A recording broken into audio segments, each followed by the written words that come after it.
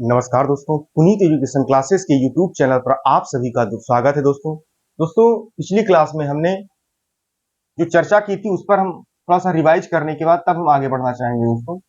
हमने बोला था अंक। तो संख्याओं को जिन संकेतों के माध्यम से प्रदर्शित करते हैं उन्हें अंक कहते हैं दोस्तों। अंक, इनकी संख्या 10 होती है दोस्तों। 0, 1, 2, 3, 4, 5, 6, 7, 8, 9।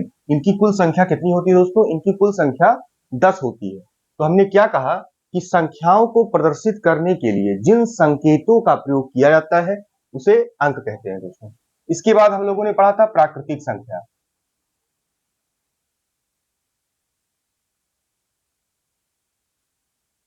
Natural numbers. दोस्तों, गणना करने के लिए जिन संख्याओं का प्रयोग किया जाता है उन्हें प्राकृतिक संख्या कहते हैं दोस्तों। गिनती करने के लिए जिन संख्याओं का प्रयोग किया जाता है उन्हें प्राकृतिक संख्या कहते हैं। जैसे 1, 2, 3, 4, 5, 6, ऐसे ही दोस्तों। सबसे छोटी प्राकृतिक संख्या कौन सी है दोस्तों? 1 सबसे छोटी प्राकृतिक संख्या है। सबसे छोटी प्राकृतिक संख्या कौन सी है? सबसे छोटी प्राकृतिक संख्या 1 है। प्राकृतिक संख्याएं कभी ऋणात्मक नहीं हो सकती दोस्तों। प्राकृतिक संख्याएं हमेशा धनात्मक होती है। कल हमने ये बात नोट करके लिखवाया था कि प्राकृतिक संख्याएं सदैव धनात्मक होती हैं, ये कभी ऋणात्मक नहीं हो सकती दोस्तों। फिर इसके बाद हम लोगों ने पढ़ा था पूर्ण संख्या।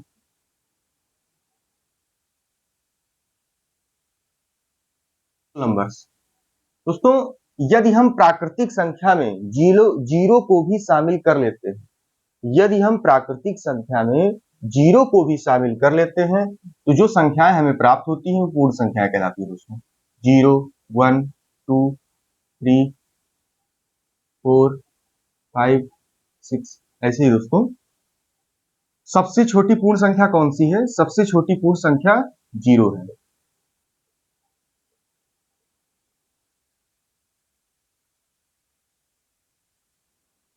सबसे छोटी पूर्ण संख्या कौन सी है? सबसे छोटी पूर्ण संख्या 0 है दोस्तों। इसके बाद हम लोग पढ़ेंगे पूर्णांक, इंटीजर्स। तो कल हमने इंटीजर्स में बताया था कि इसमें 3 भाग होते हैं दोस्तों, 3 प्रकार। ऋणात्मक पूर्णांक,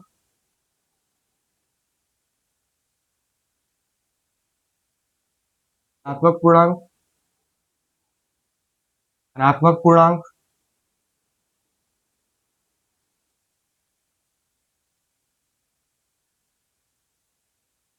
बीच में दोस्तों उदासीन हमने बताया था।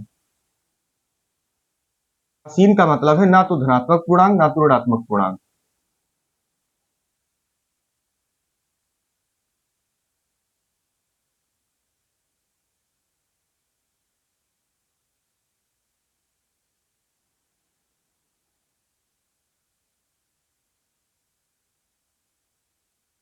ना तो धनात्मक पूर्णांक ना तो ऋणात्मक पूर्णांक। इसमें हमेशा दोस्तों 0 आता है। 0 ना तो धनात्मक पूर्णांक होता है ना तो ऋणात्मक पूर्णांक होता है दोस्तों।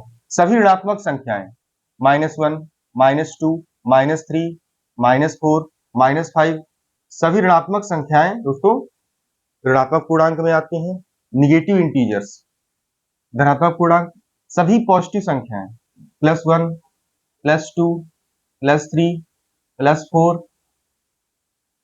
+5, सभी पॉजिटिव संख्याएं धनात्मक पूर्णांक में आती हैं, पॉजिटिव इंटीजर में आती हैं दोस्तों। इसके बाद दोस्तों हम लोगों ने परिमेय संख्या पढ़ी थी।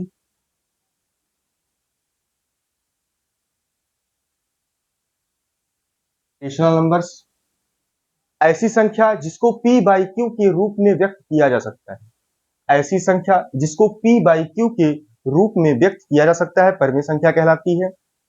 जहां q का मान 0 नहीं होना चाहिए दोस्तों। q 0 के बराबर नहीं होना चाहिए और p और q पूर्णांक होते हैं। जैसे दोस्तों इसका हम लोग एग्जांपल रिवाइज कर लेते हैं दोस्तों। जैसे 5 है, 5/2। 5/2 देखिए ये भी ऊपर वाला p है, नीचे वाला q, q 0 के बराबर नहीं है, q यहां पर क्या है, q यहां पर 2 है दोस्तों। p बाई q का रूप है, इसीलिए ये क्या है दोस्तों, ये एक परमेय संख्या है। फिर दोस्तों अगर हम 7 लेते हैं, 7 को दोस्तों हम 7/1 लिख सकते हैं, इसलिए ये भी एक परमेय संख्या है। अगर हम 0 लेते हैं तो 0 को 0/1 ले सकते हैं। दोस्तों यहाँ एक बात ध्यान दीजिए कि p तो 0 होगा भाई, जब p और q दोनों इंटीजर्स हैं तो 0 इंटीजर्स में 0 भी तो शामिल है, तो ये होगा। लेकिन दोस्तों हमें केवल कंडीशन q के लिए थी, q का मान 0 नहीं होना चाहिए। यहां पर q का मान 1 है, p का मान 0 है दोस्तों, इसलिए p बाई q का रूप है और इसीलिए ये क्या है, ये एक परमेय संख्या है दोस्तों।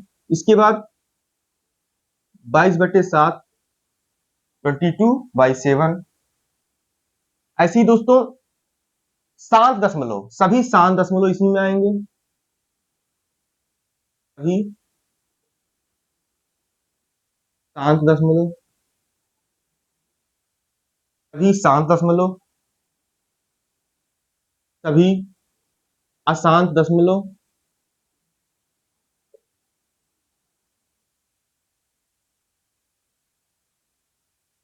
लेकिन कौन से अशांत दशमलव आएंगे, लेकिन पुनरावृत्ति वाले, non terminating decimal but repeating decimal.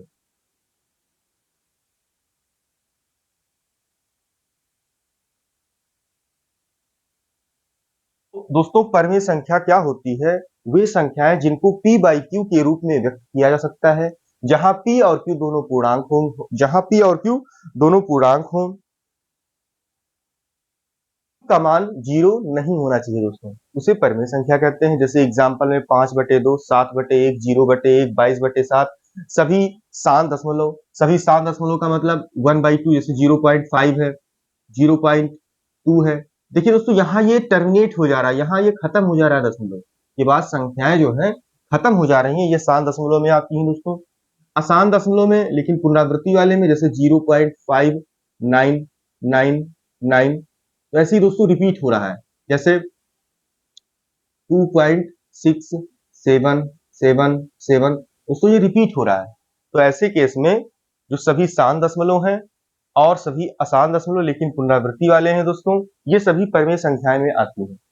इसके बाद दोस्तों अपरमेय संख्या क्या होती है, वे संख्याएं जिनको p बाई q के रूप में व्यक्त नहीं किया जा सकता। थोड़ा सा फास्ट हम बढ़ रहे हैं क्योंकि रिवाइज कल वाला किया जा रहा है। वे संख्याएं जिनको p बाई q के रूप में व्यक्त नहीं किया जा सकता, अपरमेय संख्याएं कहलाती हैं, अपरमेय संख्याएं कहलाती हैं। जैसे सभी अशांत दशमलव लेकिन बिना पुनरावृत्ति वाले, सभी अशांत दशमलव लेकिन बिना पुनरावृत्ति वाले अपरमेय संख्याएं होती हैं, अपरमेय संख्याएं, रेशनल नंबर्स। देखिए दोस्तों इसमें सभी अशांत दशमलव आएंगे, सभी शांत दशमलव लेकिन बिना पुनरावृत्ति वाले, यहाँ पे लिखना चाहिए बिना पुनरावृत्ति वाले,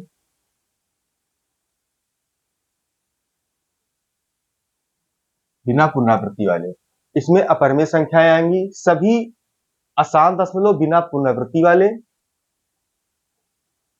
पाई, पाई एक अपरमेय संख्या है दोस्तों।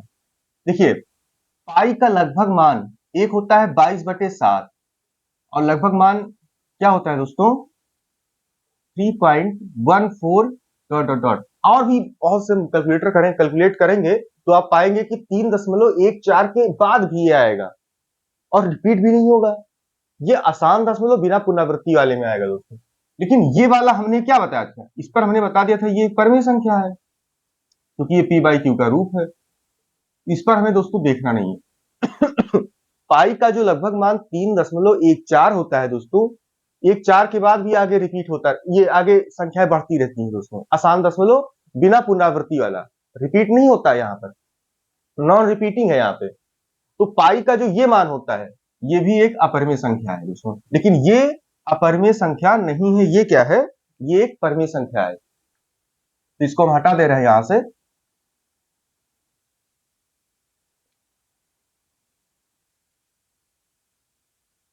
3.14 √2। हमने क्या बताया था कि अंडर रूट में कोई भी अगर अभाज्य संख्या होती है, अंडर रूट के अंदर कोई भी अभाज्य संख्या होती है दोस्तों, तो वो अपरिमेय संख्या होती है। जैसे √7, √11, ये सभी क्या है दोस्तों, ये सभी अपरिमेय संख्याएं होती हैं। अब हम बात कर लेते हैं सम संख्या। तो वे संख्याएं जो दो से पूरी पूरी तरह से कट जाती हैं, वे संख्याएं जो दो से पूरी पूरी तरह से कट जाती हैं, सम संख्याएं कहलाती हैं, इवन नंबर्स कहलाती हैं। जैसे 2, 4, 6, 8, ऐसे ही दोस्तों ये सभी सम संख्याएं हैं। अगर हमें भाई ये सबसे छोटी सम संख्या है कि नहीं है, सबसे छोटी सम संख्या कौन सी है, सबसे छोटी सम संख्या, सबसे छोटी संख्या है कौन सी संख्या, सम संख्या, सबसे छोटी सम संख्या है दोस्तों। सबसे छोटी सम संख्या के बाद उससे बड़ी संख्या 4 है, फिर उससे बड़ी संख्या 6, उससे बड़ी संख्या 8। तो अगर हमें कुछ सम संख्याएं दी गई हो और जिसमें सबसे छोटी सम संख्या हमें प्राप्त हो और उसके आगे का, उसके आगे का, उसके नेक्स्ट, उसका अगला, उसका अगला, अगर हमें सम संख्या बतानी हो तो दो दो हम जोड़ते जाएं, मतलब यहां दो दो जोड़ने का पैटर्न बन रहा है। अगर हम 2 में 2 जोड़े 4 आ जाए, 4 में 2 जोड़ेंगे 6 आ जाएगा, 6 में 2 जोड़ेंगे 8 आ जाएगा। तो सम संख्या में एक पैटर्न भी बनता है कि अगर हम दो दो को जोड़ते जाएं तो हमें सम संख्या प्राप्त हो जाती है। सबसे छोटी सम संख्या कौन सी है, सबसे छोटी सम संख्या 2 है दोस्तों। विषम संख्या, अब आते हैं दोस्तों विषम संख्या। वे संख्याएं जो 2 से नहीं कटती हैं दोस्तों, वे संख्याएं जो 2 से नहीं कटती हैं विषम संख्याएं कहलाती हैं। जैसे 1, 3, 5, 7, 9, 11, 13, ऐसी ही दोस्तों वे संख्याएं जो 2 से नहीं कटती हैं विषम संख्याएं कहलाती हैं। सबसे छोटी विषम संख्या कौन सी है दोस्तों, सबसे छोटी विषम संख्या 1 है।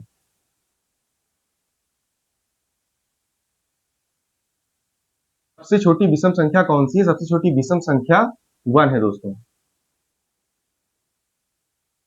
के बाद दोस्तों हम लोग पढ़ेंगे अभाज्य संख्या।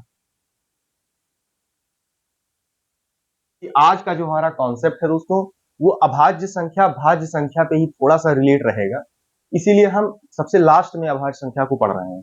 जो रिवीजन हमारा चल रहा है इस समय, रिवीजन का सबसे लास्ट का पोर्शन हम अभाज्य संख्या पढ़ रहे हैं दोस्तों, क्योंकि अभी कुछ हम संख्याएं और पढ़ेंगे जिसमें अभाज्य संख्या का प्रयोग किया जाएगा दोस्तों। अभाज्य संख्या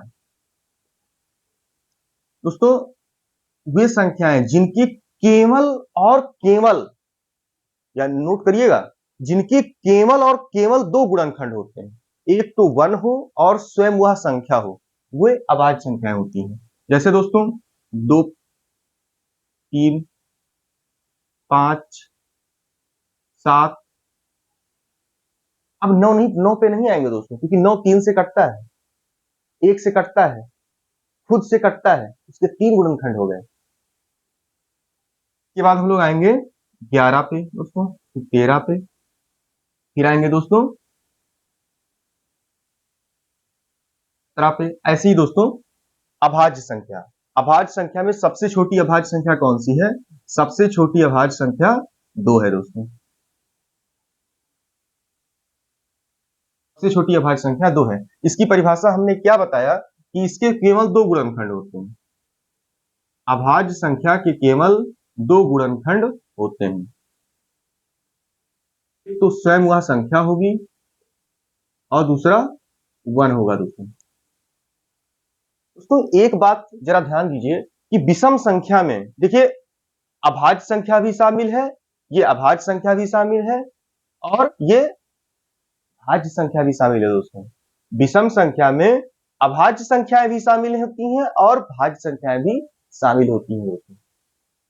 अब आ जाइए भाज्य संख्या।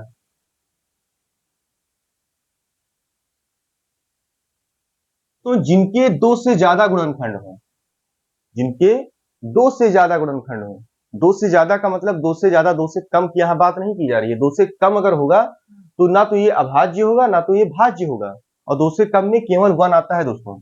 1 ना तो भाज्य है और ना ही अभाज्य है दोस्तों। 1 ना तो भाज्य है और ना ही अभाज्य है। भाज्य संख्याएं वे संख्याएं जिनके 2 से ज्यादा गुणनखंड होते हैं। एक तो 1 होगा, फिर स्वयं वह संख्या होगी, और फिर और भी बहुत से गुणनखंड होंगे दोस्तों। जैसे 4, 6, 8, 10, 8 के बाद 9 भी तो है दोस्तों। 4, 6, 8, 9, 10, 12। ऐसे ही दोस्तों सबसे छोटी भाज्य संख्या कौन सी हो गई? सबसे छोटी भाज्य संख्या 4। सबसे छोटी भाज्य संख्या कौन सी है? सबसे छोटी भाज्य संख्या 4 है दोस्तों। ये बात ध्यान रखिएगा, सबसे छोटी भाज्य संख्या कौन सी है? सबसे छोटी भाज्य संख्या 4 है दोस्तों। अभाज्य संख्या में दोस्तों ये सबसे छोटी अभाज्य संख्या है। ये सबसे छोटी अभाज्य संख्या है।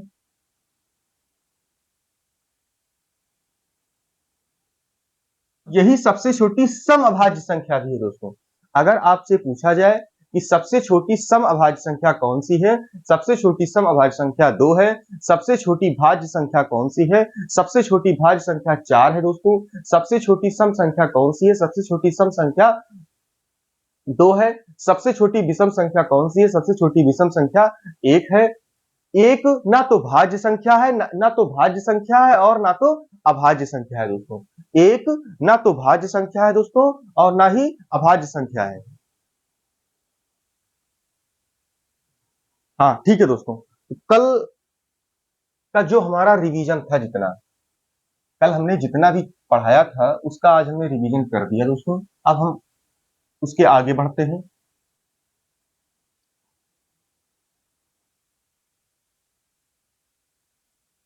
ठीक है दोस्तों, आज हम लोग पढ़ेंगे सह अभाज्य संख्या।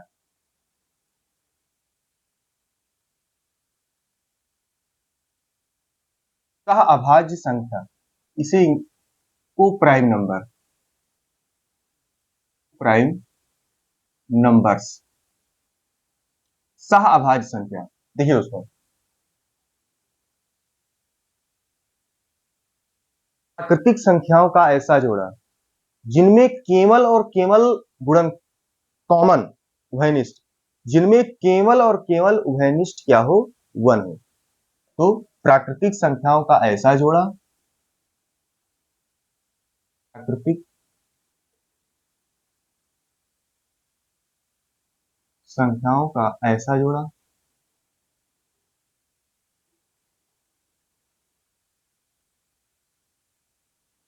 जिनमें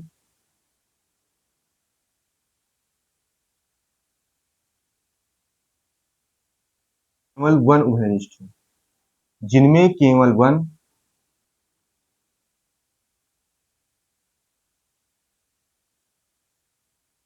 इनमें केवल 1 उभयनिष्ठ हो। उभयनिष्ठ का मतलब है दोस्तों कॉमन। कॉमन का मतलब है दोस्तों दोनों में मौजूद।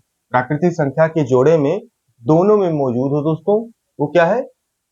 उभयनिष्ठ है। तो प्राकृतिक संख्याओं का ऐसा जोड़ा जिनमें केवल 1 उभयनिष्ठ हो, केवल 1 उभयनिष्ठ होता है, सहअभाज्य संख्या कहलाती है दोस्तों। यहां एक बात दोस्तों ध्यान रखिएगा कि संख्याओं का ऐसा जोड़ा हमने बोला है, हमने क्या बोला है? प्राकृतिक संख्याओं का। ये एक काम करिए, हम प्राकृतिक संख्या हटा के हम केवल संख्याएं लिख दे रहे हैं दोस्तों। थोड़ा सा और लिख भी देंगे तो कोई दिक्कत नहीं है, चलिए लिख ही दे रहे हैं, जैसे कोई डाउट न रहे कि हाँ इसमें निगेटिव, क्योंकि प्राकृतिक संख्या से तो धनात्मक होती है, और धनात्मक जब प्राकृतिक संख्या यहां पर आ गई तो हम धनात्मक ही लेंगे, ऋणात्मक लेंगे नहीं दोस्तों। देखिए, संख्याओं का ऐसा जोड़ा, यहां पर याद रखिएगा, प्राकृतिक संख्या के अंदर, प्राकृतिक संख्या में भाज्य संख्या भी आ गई, अभाज्य संख्या भी आ गई, सम संख्या भी आ गई, विषम संख्या भी आ गई, ठीक है, और सभी धनात्मक संख्याएं आएंगी दोस्तों। गौर करने वाली बात इसमें यह है, सह अभाज्य संख्या, यहां नाम में तो अभाज्य संख्या दिया गया है, यहां नाम में तो अभाज्य संख्या दिया गया है दोस्तों, लेकिन इसके जो जोड़े बनेंगे, प्राकृतिक संख्याओं का जो ये जोड़ा बनेगा, इसमें भाज्य संख्या भी हो सकती है, अभाज्य संख्या भी हो सकती है दोस्तों। जरूरी नहीं है कि दोनों अभाज्य संख्याएं ही हैं। जो हम जोड़ा बनाएंगे, जैसे दोस्तों हम इसका एक एग्जांपल ले रहे हैं, जैसे 5, 12। एक एग्जांपल हमारा ये हो गया। देखिए 5 में इसका 5 का एक गुणनखंड इसका 1 है, और इसका गुणनखंड 1 भी 1 है, 2 है, 3 है, 4 है और खुद 12 है दोस्तों। देखिए दोनों में कौन सा गुणनखंड कॉमन है? 1 कॉमन है। तो इन दोनों में कॉमन क्या है दोस्तों? और यही चीज लिखवाया गया है, उभयनिष्ठ या कॉमन 1 हो। 1 यहां भी मौजूद है, इस वाली संख्या में भी 1 यहां भी मौजूद है, इस वाली संख्या में भी दोस्तों। इसीलिए इन दोनों में कॉमन क्या है? उभयनिष्ठ क्या है? उभयनिष्ठ 1 है। इसीलिए 5 और 12 का जोड़ा सहअभाज्य संख्या है। तो ये चीज हमें जरूर ध्यान देना है दोस्तों कि कोई जरूरी नहीं कि यहां पर अभाज्य लिखा है तो जो हमें जोड़ा लेना हो वो दोनों अभाज्य ही हो, है ना। इसमें ऐसा नहीं होता है दोस्तों, इसमें ऐसा नहीं होता है। इसमें भाज्य भी हो सकता है और अभाज्य भी हो सकता है दोस्तों। जैसे एक एग्जांपल हम और ले रहे हैं, 18,125। 18,125 दोस्तों। तो 18 और 125 जरा आप करके देखिएगा, क्या 18 और 125 किसी से कटता है? मतलब कोई ऐसी संख्या है जो दोनों से कटती है? दोनों को काटती है। 18 और 125, देखिए 2 से 18 कटता है, 125 नहीं कटता। 3 से 18 कटता है, 125 नहीं कटता। 5 6 से कटता है, 125 नहीं कटता। 7 का मतलब ही नहीं है। 9 से कटता है, 125 नहीं कटता। ठीक है दोस्तों। तो ऐसे संख्याओं का जोड़ा जिनमें केवल 1 उभयनिष्ठ हो, जिनमें केवल 1 उभयनिष्ठ हो, सह अभाज्य संख्याएं कहलाती हैं। याद रखिएगा, यहां अभाज्य संख्या तो लिखा है, लेकिन संख्या का जो जोड़ा आएगा वो भाज्य भी हो सकता है, अभाज्य भी हो सकता है। क्या पता दोनों भाज्य हो, क्या पता दोनों अभाज्य हो, और क्या पता कि एक भाज्य हो एक अभाज्य हो दोस्तों। अब इसके बाद हम लोग पढ़ेंगे दोस्तों ट्विन प्राइम प्राइम नंबर्स। के बाद हम लोग दोस्तों पढ़ेंगे ट्विन प्राइम नंबर्स। थोड़ा सा इसका हिंदी दोस्तों लीजिएगा आप लोग। ट्विन प्राइम नंबर्स, देखिए यहां पर इन दोनों में अंतर समझिए। यहां पर सह अभाज्य संख्याएं, हमने क्या लिखवाया कि संख्याओं का ऐसा जोड़ा जिनमें केवल 1 उभयनिष्ठ हो, चाहे वो भाज्य हो चाहे अभाज्य हो, इस बात की कोई जरूरी, इस बात का आवश्यकता ज्यादा हमें नहीं है। भाज्य भी हो सकता है, अभाज्य भी हो सकता है। लेकिन ट्विन प्राइम में दोस्तों अभाज्य संख्याओं का ऐसा जोड़ा, यहां पर अभाज्य संख्या होना अनिवार्य है दोस्तों। अभाज्य संख्याओं का ऐसा जोड़ा, अभाज्य संख्याओं का ऐसा जोड़ा,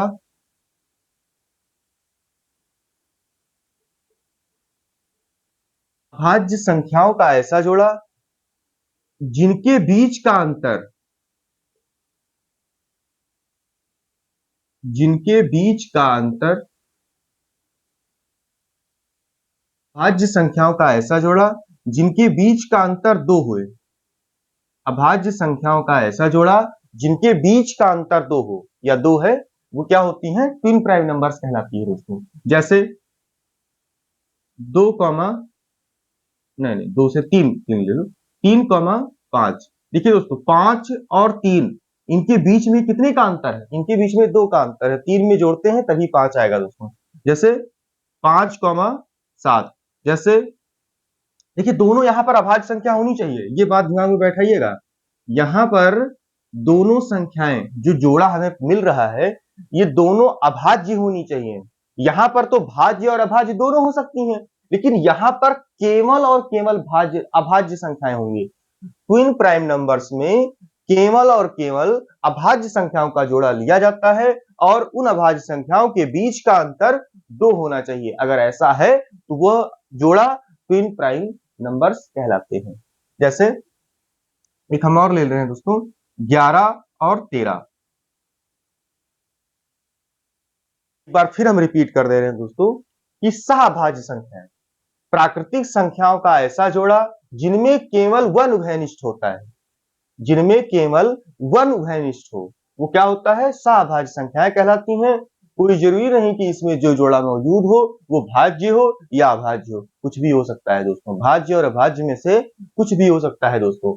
जैसे 5,12, तो 12 देखिए भाज्य संख्या है, 5 अभाज्य है। इन दोनों के बीच में कॉमन क्या है? इन दोनों के बीच में कॉमन 1 है। 18,125, 18 भाज्य है दोस्तों, 125 भी भाज्य है। इन दोनों के बीच कॉमन क्या है दोस्तों? इन दोनों के बीच कॉमन 1 है, इसीलिए ये क्या है? सहभाज्य संख्या है दोस्तों। ट्विन प्राइम नंबर, यहां पर अभाज्य संख्याएं लेनी है दोस्तों। यहां पर जो जोड़ा हमें मिलेगा, जो जोड़ा यहां पर हमें मिलेगा दोस्तों, वो अभाज्य संख्या होगा। तो अभाज्य संख्याओं का ऐसा जोड़ा जिनके बीच का अंतर 2 है, अभाज्य संख्याओं का ऐसा जोड़ा जिनके बीच का अंतर 2 है दोस्तों, वो क्या होते हैं? ट्विन प्राइम नंबर्स कहलाते हैं। जैसे 3 और 5, तो 3 में 2 जोड़ा तभी 5 आया। अंतर का मतलब है दोस्तों कि जैसे अंतर का मतलब ये होता है बड़ी में से छोटी घटा दो, जो हमें प्राप्त हो वही अंतर है ना। इनके बीच का डिफरेंस क्या है? इनके बीच का डिफरेंस 2 है दोस्तों। फिर 5,7, इनके बीच का अंतर क्या है? इनके बीच का अंतर 2 है और दोनों अभाज्य संख्या है, इसलिए ट्विन प्राइम नंबर्स है। 11,13, इनके बीच का अंतर 2 है और दोनों अभाज्य संख्या है, इसलिए क्या है दोस्तों? ये एक ट्विन प्राइम नंबर है। अब इसके आगे हम दोस्तों बढ़ते हैं।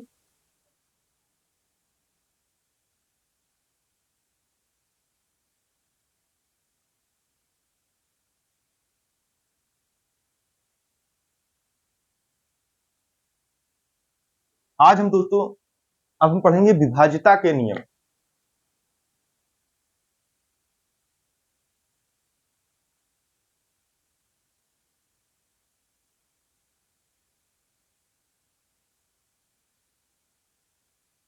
Rules of divisibility.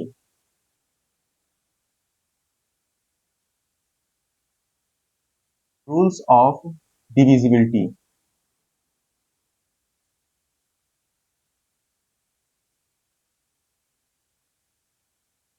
Rules of divisibility दोस्तों, इसमें सबसे पहले हम पढ़ेंगे 2 से विभाज्य। 2 से विभाज्यता का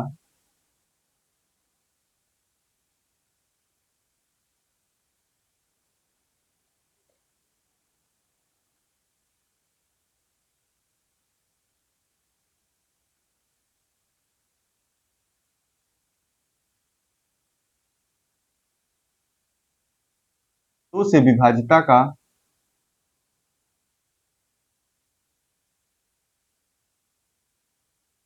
नियम। देखिए दोस्तों, 2 से विभाज्यता का नियम और विभाज्यता का नियम पढ़ने से पहले हम एक बात और बताना चाहते हैं दोस्तों। जैसे कोई भी संख्या हमारे पास प्राप्त है, जैसे मान लिया 534 लिखा हुआ है, तो राइट साइड जो हमारा राइट हैंड है, जो हमारा दायां हाथ है, इसके सबसे पास जो संख्या मौजूद होती है दोस्तों, यहां होता है इकाई, दहाई, सैकड़ा, हजार। ऐसे ही दोस्तों हम लोग पढ़ेंगे दोस्तों। हमने क्या कहा कि राइट साइड में दाएं हाथ पर जो अंक होता है वो इकाई का अंक होता है, उसके बाद दहाई, उसके बाद सैकड़ा, उसके बाद हजार। तो विभाज्यता के नियम में हमें इन संख्याओं का ज्ञान होना, इन स्थानों का ज्ञान होना बहुत आवश्यक है दोस्तों।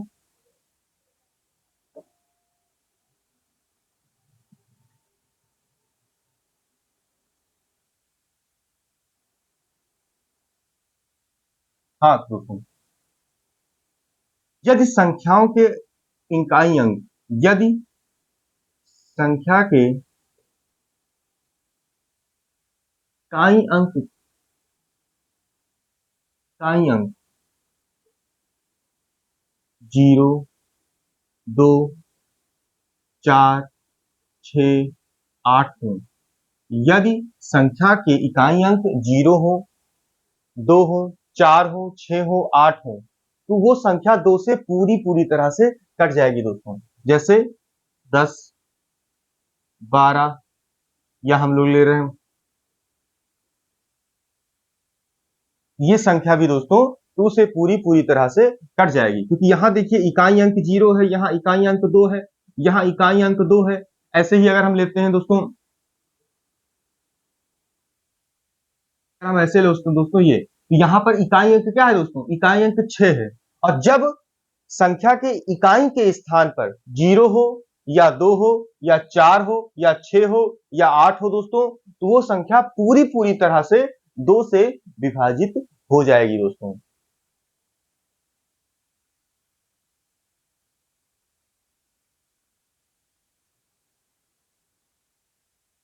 हम दोस्तों पढ़ते हैं 3 से विभाज्यता के नियम।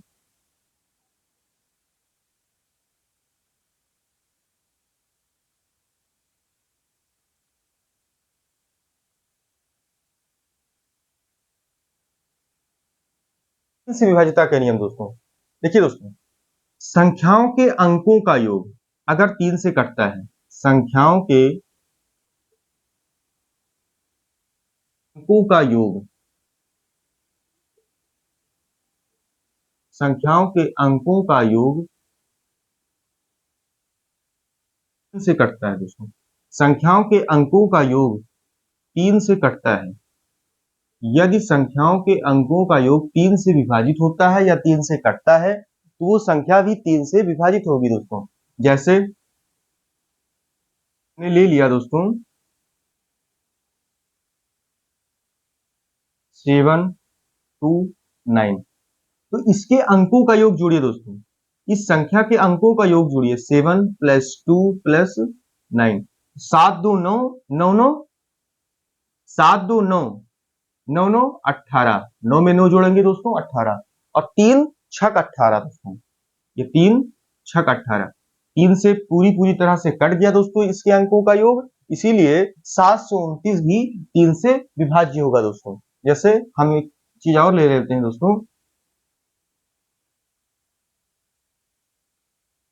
ये संख्या, अब देखिए दोस्तों फिर इसके अंकों का योग निकालिए, 5 में 4 जोड़ा 9, 9 में 3 जोड़ा 12, 12 में 6 जोड़ा 18, फिर आया दोस्तों 18, तो 18 3 से पूरी तरह से कट जाता है दोस्तों, इसीलिए ये संख्या भी 3 से पूरी तरह से विभाजित होगी दोस्तों। एक एग्जांपल हम और ले रहे हैं, जैसे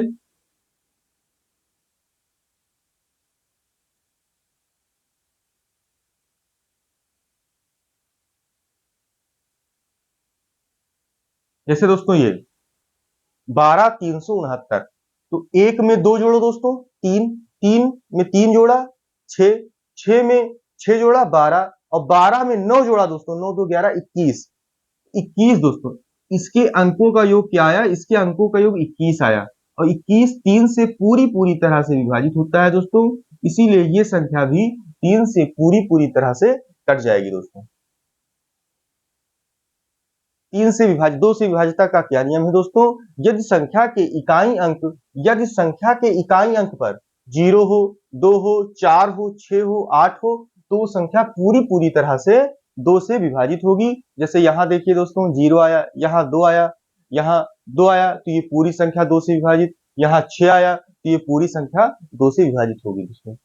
3 से विभाजिता का क्या नियम हमने बताया, 3 से विभाजिता का नियम कि यदि संख्याओं के अंकों का योग 3 से कटता है, 3 से विभाजित होता है, तो वह संख्या भी 3 से विभाजित होगी। जैसे 729, तो 7 में 2 जोड़ा 9, 9 में 9 जोड़ा 18, 18 3 से पूरी तरह से विभाजित होता है, इसीलिए 729 भी 3 से पूरी तरह से विभाजित होगा दोस्तों। जैसे 54 36, तो 5 में 4 जोड़ा 9, 9 में 3 जोड़ा 12, 12 में 6 जोड़ा 18, 18 बटे 3, 18 3 से पूरी तरह से विभाजित होता है दोस्तों, इसीलिए 54 36 भी 3 से पूरी तरह से विभाजित होगा दोस्तों। फिर 12 369, एक में 2 जोड़ा 3, 3 में 3 जोड़ा 6, 6 में 6 जोड़ा 12, 12 में 9 जोड़ा 21 दोस्तों, तो 21 बटे 3, 3 सत्ते 21, 21 पूरी तरह से 3 से विभाजित होता है दोस्तों, इसीलिए ये संख्या भी 3 से पूरी तरह से विभाजित होगी दोस्तों। अब हम इसके आगे पढ़ रहे हैं दोस्तों 5 से विभाजिता का नियम।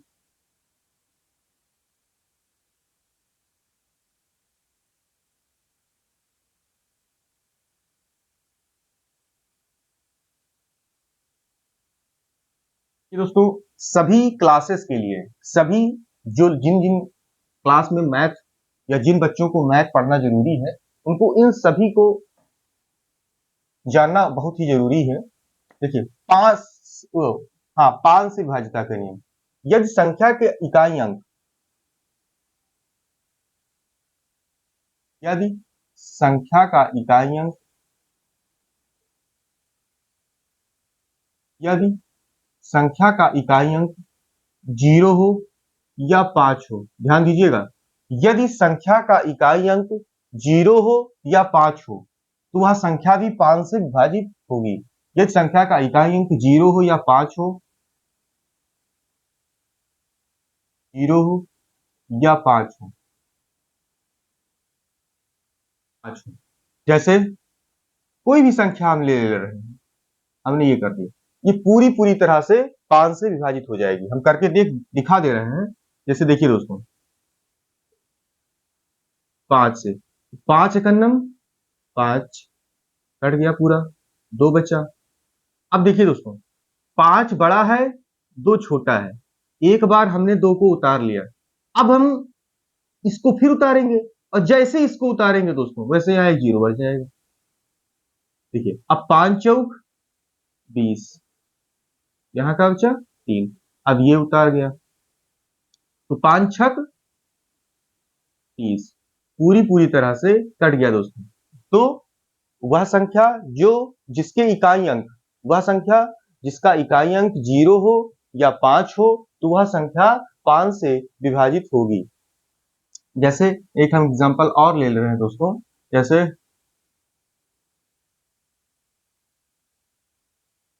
दोस्तों ये भी पूरी पूरी तरह से 5 से विभाजित हो जाएगी दोस्तों। हम यहाँ पे ऐसे करके दिखा दे रहे हैं, 5 एकन्नम 5, 5 तिहाई 15, फिर यहाँ 6 है, फिर 5 एकन्नम 5, फिर 6 यहाँ पे रहे, 5 एकन्नम 5 लेगा तो एक इधर आ गया, यहाँ हो गया 12, तो 5 दूनी 10, फिर 10 यहाँ 10 आया, 5 दूनी 10, यहाँ 12, फिर 2 यहाँ पे आया, 5 25, तो इसका मान हमारे पास क्या आ गया, 3125 दोस्तों। तो ये संख्या पूरी पूरी तरह से 5 से विभाजित क्यों हो रही है, क्योंकि यहाँ पर इकाई अंक क्या है, इकाई अंक है 5, ये भी 5 से विभाजित हो जाएगी दोस्तों क्योंकि इसकी इकाई अंक 5 है। तो 5 से विभाजितता का क्या नियम है दोस्तों, कि संख्या के इकाई अंक 0 हो या 5 हो तो वह संख्या पूरी पूरी तरह से 5 से विभाजित हो जाएगी दोस्तों। अब आते हैं दोस्तों 7 से विभाजितता का नियम। 7 से विभाजितता का नियम, इसको इरेज करके ही बता दे रहे हैं।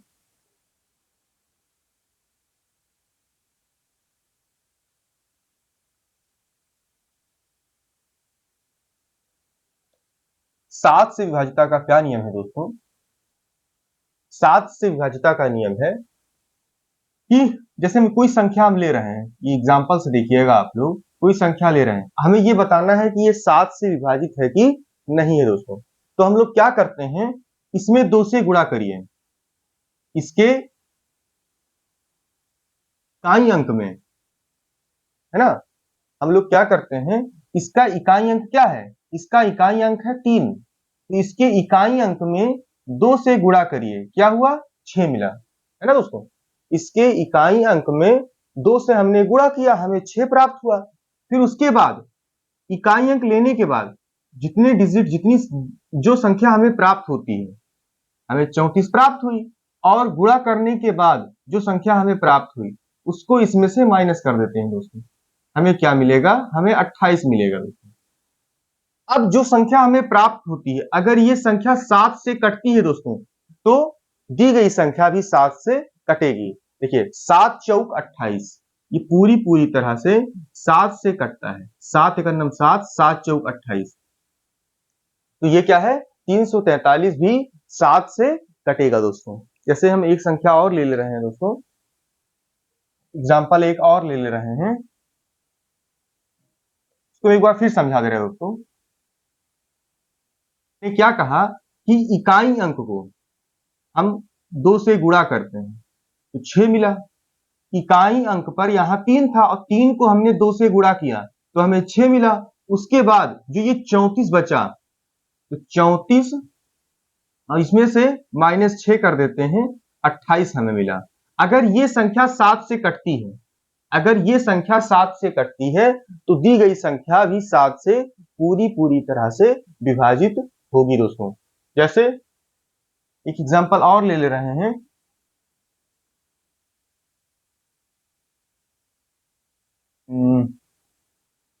जैसे मान लीजिए हम छोटा एग्जांपल ले रहे हैं, जैसे 56। 56 मान लीजिए किसी को नहीं पता है कि ये कटेगा कि नहीं कटेगा, तो हमें क्या करना है, हमने क्या कहा, इसमें 2 से गुणा कराइए, इसकी इकाई अंक में, इसके इकाई अंक में 2 से गुणा कराइए, तो 2 से गुणा कराने पर हमें क्या प्राप्त हुआ, 2 छंग 12। 2 से गुणा करने पर हमें क्या प्राप्त हुआ, 2 से गुणा करने पर हमें 12 प्राप्त हुआ दोस्तों। और फिर जो ये संख्या बची उसमें से 12 माइनस कर दीजिए, दोनों का डिफरेंस होना चाहिए। माइनस करेंगे तो आएगा -7, क्योंकि यह 5 है छोटी संख्या और 12 है बड़ी संख्या। जब यहाँ कोई चिन्ह नहीं होता है तो ये प्लस होता है, और जब यहाँ बड़ी संख्या पर माइनस लगा होता है तो यहाँ -7 में ही आता है दोस्तों। तो -7, तो -7, 7 खुद 7 से कटेगा, इसीलिए 56 भी 7 से पूरी तरह से विभाजित हो जाएगा दोस्तों। ऐसे ही आप करके देखेंगे दोस्तों, विभाजित पूरा हो जाएगा। एक बार फिर हम समझा दे रहे हैं कि इकाई अंक को 2 से गुणा करिए, जो हमें प्राप्त होता है उसको उठाइए, और जो यहाँ बचा हुआ था उसमें से माइनस करिए। जो अब फिर ये अगर ये संख्या पूरी तरह से 7 से विभाजित होती है तो दी गई संख्या भी पूरी तरह से 7 से विभाजित होगी दोस्तों। अब आते हैं 11 से विभाज्यता का नियम।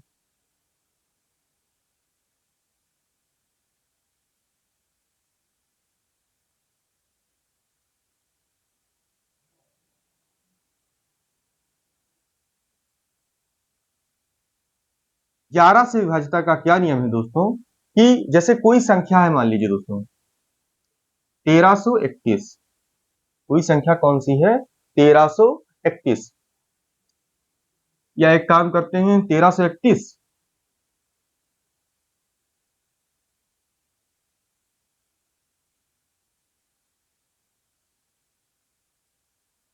करके देखते हैं दोस्तों।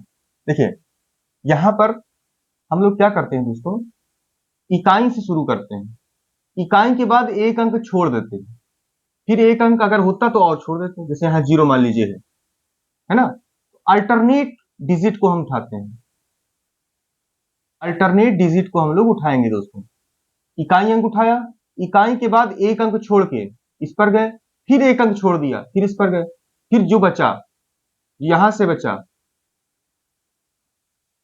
जो, देखिए इकाई को आपने उठाया, इकाई के बाद एक अंक छोड़ के इसको गए, इसको गए, मतलब अगर यूं कहें कि सम स्थान पर जो डिजिट आए और विषम स्थान पर जो डिजिट आए उन सभी को हम लोग माइनस कर देते हैं, उन सभी का डिफरेंस ले लेते हैं, उन सभी को जोड़ के उन सभी का डिफरेंस ले लेते हैं, और अगर प्राप्त संख्या 11 से विभाजित होती है तो वह संख्या भी 11 से विभाजित होगी। देखिए दोस्तों, जैसे अल्टरनेट डिजिट्स का सम, ध्यान दीजिए, या यूं हम एक लाइन लिख दे रहे हैं तो थोड़ा सा और आसान हो जाएगा, कि अल्टरनेट या सम स्थान पर अंकों का योग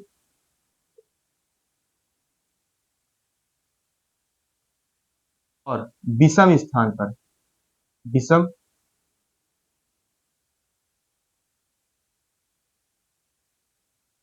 स्थान पर अंकों का योग, सम स्थान पर अंकों का योग और विषम स्थान पर अंकों का योग, अंकों का योग, ठीक है। सम स्थान पर अंकों का योग और विषम स्थान पर अंकों का योग, योग निकालने के बाद सम स्थान पर अंकों के योग का योग और विषम स्थान के अंकों का योग का अंतर यदि 11 से विभाजित होता है, यदि 0 हो या 11 से विभाजित हो, या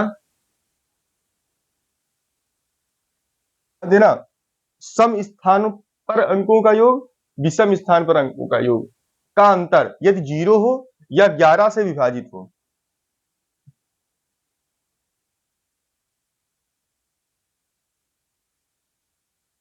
संख्या भी 11 से विभाजित होगी। तो संख्या भी क्या होगी दोस्तों, संख्या भी 11 से विभाजित होगी। जैसे एक एग्जांपल ले रहे हैं दोस्तों, जैसे एक एग्जांपल ले रहे हैं 71, 27, 362। देखिए दोस्तों, हमने क्या कहा, सम स्थान पर, तो सम स्थान कौन सा है, ये और ये क्या है, ये सम स्थान है। विषम स्थान कौन सा है, एक ये और ये, मतलब एक एक डिजिट को छोड़ करके। अब देखिए सम स्थान पर अंक क्या थे, 1 प्लस 7 प्लस 6। भाई सम स्थान यही तो था, 1 प्लस 7 प्लस 6। हमारे पास 7 1 8, 8 6 14। फिर विषम स्थान पर अंकों का योग, 7 2 9, 9 3 12 और 12 2 14। 7 प्लस 2 प्लस 3 प्लस 2, ये क्या आया दोस्तों, 14 आया। 7 2 9, 9 3 12, 12 2 14। अब इन दोनों का अगर अंतर लेते हैं दोस्तों, इन दोनों का हम अंतर लेते हैं, 14 माइनस 14, तो हमें क्या प्राप्त हुआ दोस्तों, 0। हमें 0 प्राप्त हुआ। और हमने यही कहा था कि सम स्थान पर अंकों का और विषम स्थान पर अंकों का योग